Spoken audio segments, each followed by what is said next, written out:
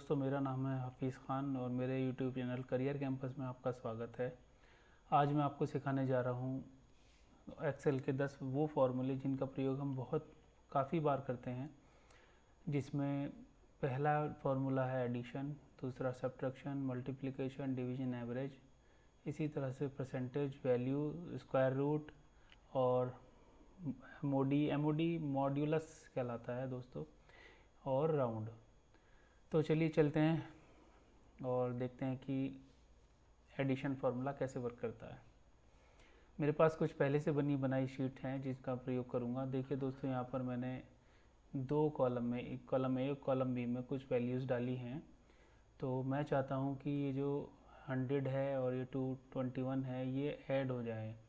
तो इसके लिए मुझे एडिशन यानी सम फार्मूले का प्रयोग करना होगा। सम फार्मूला का प्रयोग करने से पहले दोस्तों, सभी फार्मूलों को अप्लाई करने से पहले इक्वल साइन ज़रूर लगाना पड़ता है दोस्तों। अब जैसे मुझे सम करना है तो सम के लिए यानी जोड़ना है तो सम करना पड़ेगा और ब्रैकेट ओपन करेंगे। ब्रैकेट ओपन करने के बाद दोस्तों 100 की जो सेल का नेम है, जिस 100 जिस सेल में है उस सेल का नेम है A1। तो इसलिए हम यहाँ पर जो टाइप करेंगे उसका सेल का नेम टाइप करेंगे दोस्तों। इसी प्रकार 21 जिस सेल में है उस सेल का नेम हम यहाँ पर प्लस साइन लगाने के बाद टाइप कर देंगे दोस्तों, B1। देखिए 100 जो है A1 में है और 21 B1 में है, तो इसलिए मैंने A1 और प्लस B1 को इसमें रेफरेंस में दिया है। और ब्रैकेट क्लोज करते हुए दोस्तों एंटर प्रेस कर देंगे। इस प्रकार हमारे पास 100 और 21 का जोड़ यानी एडिशन हमें मिल जाता है। तो ये था दोस्तों एडिशन। इसी प्रकार किसी भी दो वैल्यू को आपस में जोड़ना हो तो उसके लिए हमें इक्वल साइन लगाना पड़ता है, सम टाइप करना पड़ता है। उसके बाद ब्रैकेट ओपन करते हुए उन वैल्यू को डायरेक्ट हम क्लिक भी कर सकते हैं दोस्तों, जिस वैल्यू को हमें उस सेल को भी हम उसमें सेल का नेम या उस सेल पे क्लिक करते हुए हम उस सेल की रेफरेंस को ले सकते हैं। इसी प्रकार प्लस साइन लगाएंगे और दूसरा सेल जो भी आपको ऐड करना हो, जैसे मुझे 24 ऐड करना है तो 24 में इसमें 24 का जो सेल नंबर है वो सेल नंबर मैं यहाँ पर डालूँगा और ब्रैकेट क्लोज करते हुए इसको एंटर दबाकर आंसर ले सकता हूँ दोस्तों। इसी प्रकार 50 और 24 का आंसर हमारे पास 74 के रूप में आ गया है दोस्तों। ये था एडिशन फार्मूला दोस्तों। अगला फार्मूला है सब्ट्रैक्शन। सब्ट्रैक्शन के लिए भी हम इसी शीट को, इसी टेबल को लेंगे। जैसे मान लीजिएगा मुझे इन दो फार्मूलों को, इसको यहाँ पर लेंगे ई कॉलम में। ई कॉलम में 100 में से मुझे 21 माइनस करना है, तो ये भी इसी प्रकार होगा, इक्वल साइन लगेगा दोस्तों। ब्रैकेट ओपन भी कर सकते हैं और इसके ब्रैकेट के बिना भी ये वर्क हो सकता है। जैसे 100 जिस सेल में है उस सेल का नेम, जैसे A1 और माइनस साइन। उसके बाद 21 जिस सेल में है उस सेल का नेम, जैसे B1 में है दोस्तों ये 21। ब्रैकेट क्लोज करेंगे और एंटर प्रेस करेंगे तो इस तरह से हमें 79 इसका आंसर मिल जाता है दोस्तों। अब रहा अगला फार्मूला है मल्टीप्लिकेशन। ये दो तरह से चलता है। एक तो हमें दो अंकों की गुणा करनी हो और एक दो से ज़्यादा की गुणा करनी हो तो प्रोडक्ट का यूज़ करते हैं। तो चलिए चलते हैं, पहले दो को हम करके देखते हैं, उसके बाद दो से ज़्यादा अंकों की हम गुणा भी करेंगे। यहाँ हम लेते हैं दोस्तों मल्टीप्लिकेशन, यानी इक्वल साइन लगाते हैं और जिस सेल की वैल्यू को हमें मल्टीप्लाई करना है उस सेल का नेम हम यहाँ डालेंगे। जैसे मुझे करना है 25, तो 25 जो है दोस्तों A3 में है, तो इसलिए A3 मुझे यहाँ पर डालना होगा दोस्तों। इसके अलावा एस्ट्रिक साइन आपने देखा होगा, शिफ्ट के साथ आ जाता है ये एस्ट्रिक साइन, यानी गुणा का निशान जो होता है एस्ट्रिक साइन ही कहलाता है। और मुझे मल्टीप्लाई करनी है इस 20 की, यानी इस A4 की। तो A4 में है ना 20, इसलिए मैंने A4 लिया है। तो इसलिए अब मैं इसको एंटर प्रेस करूँगा तो हमारे सामने मल्टीप्लिकेशन यानी गुणा का जो फल है वो आ जाता है, यानी गुणा होकर 25 और 20 की गुणा 500 आ जाती है दोस्तों। इसी प्रकार अब मुझे क्या करना है कि मुझे इन 5 या 6 जो वैल्यूज़ हैं इन वैल्यूज़ की आपस में मल्टीप्लिकेशन करते हुए इनका आंसर लेना है। तो मैं यहाँ पर इक्वल साइन लगाऊंगा, प्रोडक्ट लिखूंगा दोस्तों, प्रोडक्ट, और ब्रैकेट ओपन करते हुए रेंज दे दूंगा। दोस्तों देखिए रेंज क्या होती है, ये जो A1 से A6 तक है ये वैल्यूज़ लिखी हुई, ये एक रेंज है दोस्तों। और इसी तरह से A1 से और B6 तक भी पूरी एक कंप्लीट रेंज है हमारे पास। तो सपोज़ मुझे 100 की, 50 की, 25 की, 20 और 15 की और 10 की आपस में गुणा करनी है और आंसर लेना है। तो इसके लिए मैं सबसे पहली वैल्यू का जो सेल नंबर है उसको डालूंगा। जैसे सबसे पहली वैल्यू कहाँ लिखी हुई है दोस्तों, A1 में, तो A1 लिया, और रेशियो साइन, अनुपात का चिन्ह होता है वो लगा दूंगा दोस्तों रेंज लेने के लिए। ये रेशियो साइन जो लगता है रेंज को डिक्लेयर करता है दोस्तों ये। तो यहाँ पर सबसे पहली सेल की वैल्यू है 100, और 100 किस सेल में है, A1 में। लास्ट जो वैल्यू है दोस्तों यहाँ 10 है, और 10 जो है A6 में है। तो यहाँ पर मुझे A6 लेना होगा दोस्तों, और A6 लेते हुए ब्रैकेट बंद करते हुए एंटर प्रेस करेंगे तो आंसर आ जाएगा हमारे सामने मल्टीप्लिकेशन का ये। तो अब आगे रहा, ये 4 फार्मूले हो गए 5। अब ये देखते हैं डिवीजन। डिवीजन क्या काम करता है दोस्तों, डिवीजन करता है भाग करने का काम। किसी एक संख्या को किसी दूसरी संख्या से भाग करते हैं तो कैसे करते हैं दोस्तों, 100 को अगर मैं डिवाइड करूँगा 21 से तो कैसे करूँगा, इक्वल साइन लगाऊंगा दोस्तों। 100 जिस सेल में है उस सेल का नाम, मैं डायरेक्ट इसको सेल की वैल्यू पे, सेल पे क्लिक करते हुए भी उस सेल का नेम और इंसर्ट करा सकता हूँ दोस्तों। तो यहाँ पर उसके बाद डिवीजन साइन, और किस सेल से, किस सेल की वैल्यू से डिवाइड करना है उस सेल को मैं क्लिक करूँगा। जैसे माउस से क्लिक कर सकते हैं, या डायरेक्टली कंप्यूटर लैपटॉप से या कीबोर्ड के द्वारा टाइप भी कर सकते हैं, और एंटर प्रेस करते हुए आंसर मेरे सामने होगा दोस्तों। अच्छा, इसके बाद रहा एवरेज। एवरेज क्या काम करता है दोस्तों, जैसे मेरे पास एक ये रेंज है 21, 24, 56, 78, 97, 85, इन सब को एक साथ जोड़ेगा, टोटल लगाएगा, और इनकी पदों की संख्या से जितनी भी वैल्यूज़ हैं उनकी वैल्यूज़, नंबर ऑफ़ वैल्यूज़ से भाग देगा दोस्तों, और एक एवरेज वैल्यू निकाल के देगा मुझे, जिसको हम कहते हैं मध्यमान दोस्तों। तो यहाँ पर हम क्या करेंगे, इक्वल साइन लगाएंगे और AVERAGE, एवरेज टाइप करेंगे और ब्रैकेट ओपन करेंगे, और वो ही रेंज देंगे जैसे हमने अभी प्रोडक्शन में दी थी, प्रोडक्ट में दी थी रेंज B1, क्योंकि 21 सबसे पहला सेल क्या है, B1 है, और सबसे लास्ट वैल्यू क्या है 81। तो इसके बाद पहले मैं मुझको क्या करना पड़ेगा, अनुपात का चिन्ह लगाना पड़ेगा, और फिर लास्ट वैल्यू कौन सी, 85 मैंने एंटर किया, और एंटर करते हुए आंसर मेरे सामने आ जाएगा।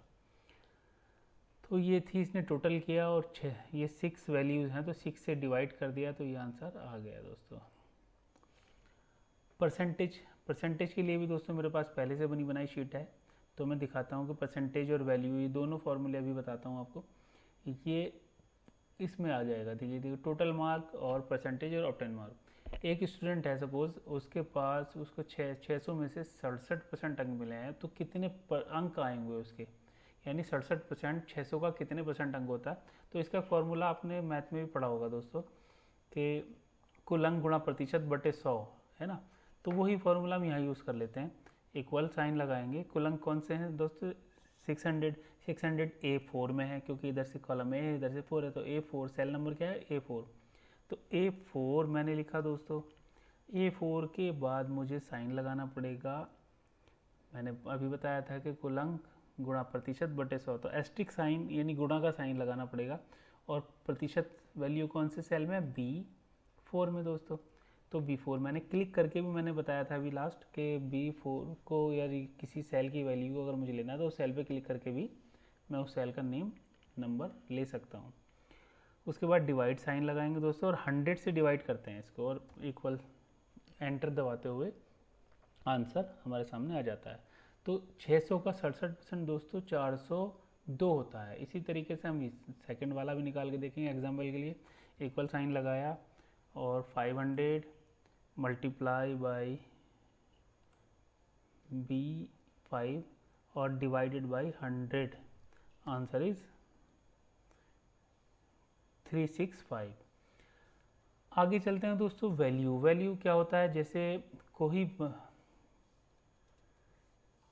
कोई बंदा 500 में से 363 अंक लाया तो वो कितने प्रतिशत अंक लाया। ये तो ये मैंने जो बताई थी अभी ऊपर वाली, आपको वैल्यूज़ निकालना बताया था।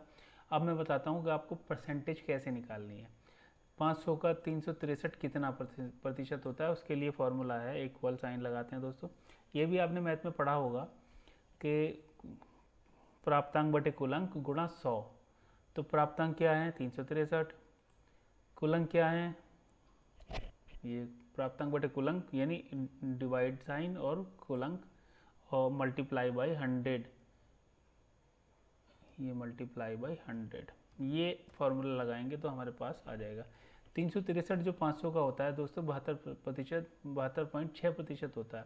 इसी तरीके से हम 413 को देखेंगे कि 600 का कितने परसेंट होता है, तो इसके लिए भी इक्वल साइन लगाएंगे और प्राप्तांक बटा कुलांक गुणा 100, इस तरह से हमारे सामने 68.83% आ जाएगा।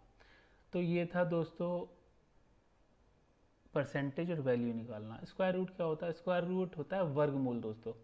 किसी भी वैल्यू को अगर का वर्गमूल निकालना हो तो हम कैसे निकालेंगे। मान लीजिए 25 का वर्गमूल निकालना है तो मुझको इक्वल साइन लगाकर SQRT टाइप करना होगा। उसके बाद उस सेल का नेम यानी A3, क्योंकि 25 जो A3 में है तो A3 मुझे डालना होगा यहाँ पर, और ब्रैकेट क्लोज करूँगा और एंटर प्रेस करूँगा तो मेरे सामने आंसर होगा दोस्तों 5। इसी तरीके से किसी भी सेल का वैल्यू की आपको वर्गमूल निकालना हो तो उसके लिए वही फॉर्मूला है, equals SQRT bracket open close, bracket open किया। उसके बाद सपोज मुझे 50 का निकालना है दोस्तों, तो 50 A2 में है तो देखो ऑटोमेटिकली जैसे मैंने क्लिक किया सेल पर A2 ऑटोमेटिकली आ गया। ब्रैकेट क्लोज करते हुए एंटर प्रेस करते हुए आंसर मेरे सामने है दोस्तों।